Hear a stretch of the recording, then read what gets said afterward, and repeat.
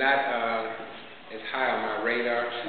We're more concerned with other threats that may come from individuals, quite frankly. We did actually this summer do an exercise where we simulated a 10 kiloton nuclear detonation right on K Street, and all of our agencies participated. It was a very large exercise. It was done primarily based at our emergency operations center, but all of our agencies looked at how they would actually respond, how they would do decontamination, how they would coordinate. So it's absolutely something that we're aware of, and we do plan and train and are ready for. But there's, again, only so much you can do. I don't want to brag, but I'm really, the fire, MPD, Homeland Security, y'all got the best. The best. I mean, it's so many things that happen in the District of Columbia. You guys know that. IMF, International Monetary Fund, they come here every year. We are prepared and we are trained. 2001 they came here, and that was the year that they, all around town down there, messing with businesses and everything like that. We were prepared. Our officers held up greatly. Our department held up greatly. So we trained and we are ready. Navy Yard shooting, we were ready. You know, the press likes to pick on certain things, but as we go throughout the country and we talk to our counterparts, I will tell you the level of respect and how impressed they are about how we respond to some of these things it's absolutely tremendous. It makes us feel good. Let me just say this. My company does recruiting, particularly around safety. And so I deal with a lot of your constituents across the nation. DC has the best fire, police, and Homeland Security and emergency management, bar none. So regardless of what you hear in the media, if you look at what we have in comparison to even our rich neighbors, we are by far.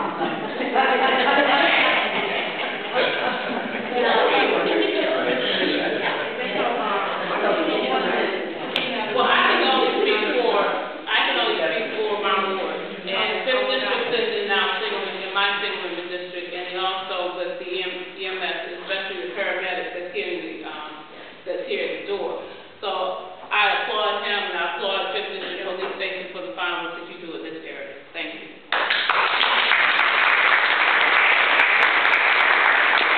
I have a question for the chief about smoke detectors. The ceiling versus one, I guess you hang on the wall, because and seniors, when that battery needs changing, and seniors can get up and change that battery. No. We don't change it. You call us, 202-673-3331. I'll say it again. I'll let you get ready. 202-673-3331. Chief, don't you all still do that? Like twice a year, you all do that? They walk the neighborhoods and they knock on the doors to check. They talk about the fire alarms and all of that. Yes, but if you call that number, you can schedule somebody to come to your home, check your smoke detector. If you don't have a smoke detector, install a smoke detector if you live in your home. 202-673-3331. Go ahead, Tim. And I might add, even if you have a smoke detector and it's 10 years or older, we'll replace that.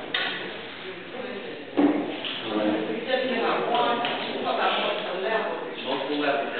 Well, when you call that number, there's a series of questions that you have to answer. One of those questions is how many levels in the home do you have? So whoever comes to install, bring it up, for installation on every level. Is that for your child? For your child? Is that any DC resident? You have to be a home in the district.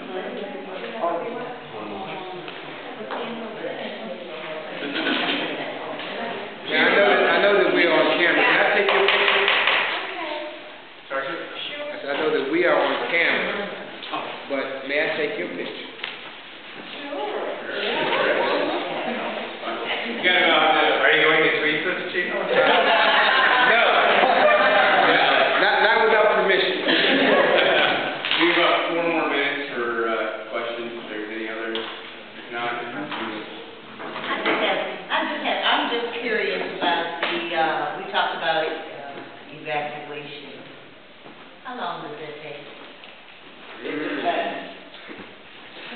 bridge we're gonna cross.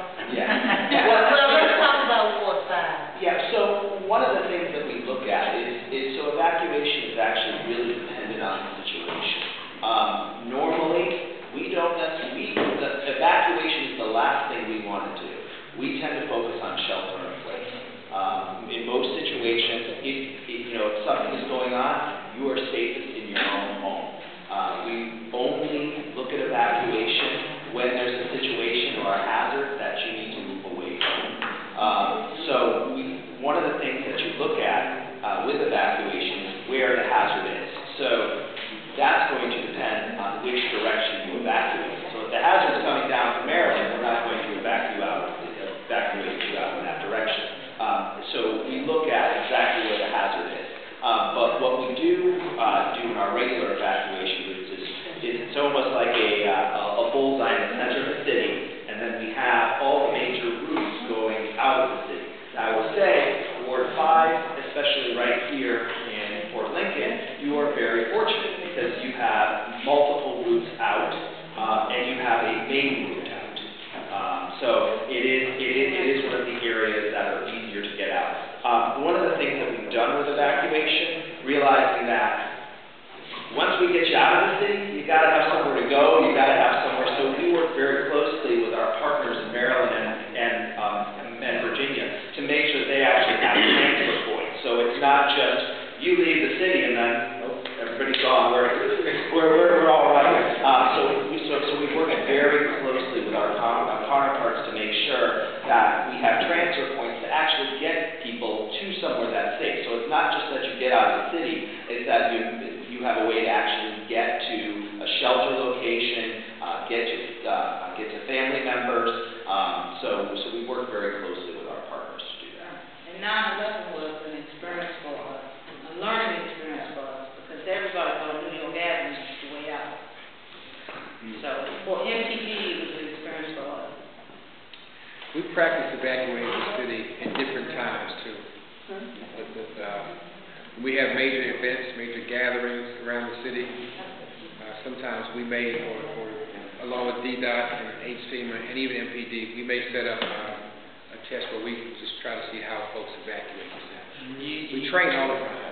You might not realize this, but every 4th of July, we do an exercise called Fast Forward. No one probably realizes it, but we change. But we practice changing our lights, changing our directional things to get people out of the city quicker. I have a question for you about you said that your application will give us an alert and also tell us the best evacuation route. Has your system been tested, like, I know you can't really simulate like an emergency situation, but my concern is on 9/11, when I tried to call friends with my cell phone, it didn't work. So, I mean, is there a possibility that your alert system won't work given an emergency? So there's always that possibility, and that's why we tell people, you have to be prepared ahead of time. But we do know that our text messages do get out, even if your phone is not, if you're not able to make a call, you'll actually be able to get text messages. And your alert is a text? The alert that'll come out to you will be via text. Chief, you want to add that? On 9/11, we learned a lot, and there's certain people who need to be able to communicate with each other, and fortunately or unfortunately, some folks won't be able to communicate with each other. That's why we want you to be prepared beforehand. This is a good idea for our department to come and check your dwelling to see if I have to see. Yes, ma'am. Do you still have your pencil ready? Yeah. Let me give you another phone number to call. 202-727-1614. That's the Fire Prevention Division. If you call them to come do a home inspection or to take a look at your abode, where you live, they'll come out and do that as well. Tell them I told you to call. What about carbon dioxide, monitors, radar? We don't do radar. But if you call the first number that I gave, they'll take a look at your smoke detector, and if they have a carbon monoxide detector or a dual purpose unit, they'll give you one. 727-3331. And what's right beside it, smoke detector, carbon monoxide detector. Okay? Chief Ellerby? Yes. Mayor, thank